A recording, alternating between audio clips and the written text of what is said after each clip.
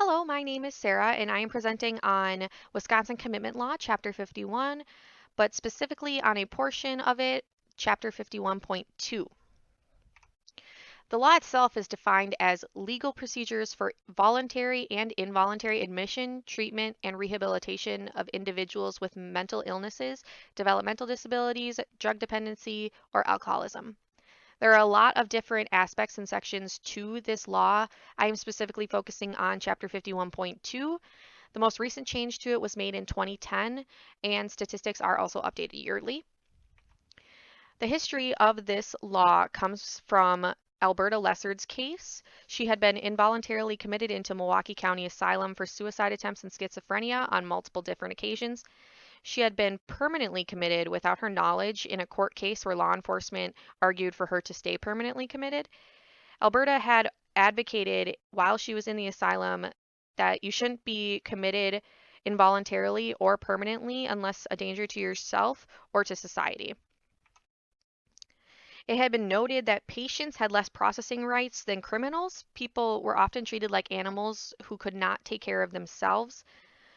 They also had a lot of families that would drop off the elderly because they didn't want to have to care for them. And it was very easy to do because you only needed 3 signatures in order to commit somebody. It was often a one treatment fits all option, so patients were all given the same treatment. They were often sedated, strapped down, physically, sexually, mentally abused, and everybody thought it was the best option for themselves, society, and for the individual. It was just the easiest thing to do, so that's what they did. Alberta Lessard ended up winning her case, which enacted Chapter 51.2, which gave people the right to due process. They now had to be deemed a danger to themselves or to society in order to get institutionalized. But there are different cases to that. There's also 72-hour psychiatric hold for if someone tries to take their own life. But there's also other examples like drug and alcohol rehabs where you have to voluntarily commit yourself. Nobody can commit you. So in every situation, you have the right to advocate for yourself and you have the right to a trial, counsel, jury rights, all of that in order to get committed. There were a lot of pros and cons to this. The biggest ones were that it was great because you could not just be locked away anymore. You had the ability to argue on your own behalf. But there was definitely the issue that in court cases and in emergency rooms, there was a lot of misdiagnosis and interpretation of those who were mentally ill. And it was being identified that people who weren't mentally ill were, and those who were weren't.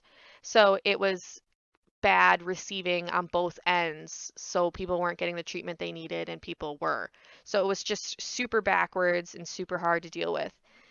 I think that one of the ways that we can definitely address that part of it would be to advocate more for mental health equality.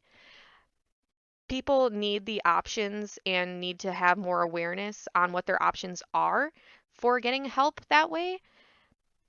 There are a lot of behavioral health options that we have, but they're unable to be accessed by those who have poor insurance. So insurance coverage definitely needs to be broadened so that way it'll cover behavioral health areas and that people can get the help that they need.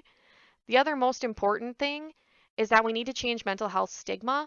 Everyone is affected by mental health in some way, and if we are able to speak out about it and make it more known that it's actually an issue, we might be able to get more access to things like that and get more coverage, and there just might be a better field for it. There is a high demand for people in these fields, so that way we can help this, but it's something that isn't widely talked about because of the stigma. So if we challenge the stigma, we'll be able to help make progress in these fields and in this kind of law in Wisconsin. And that is all. Thank you very much.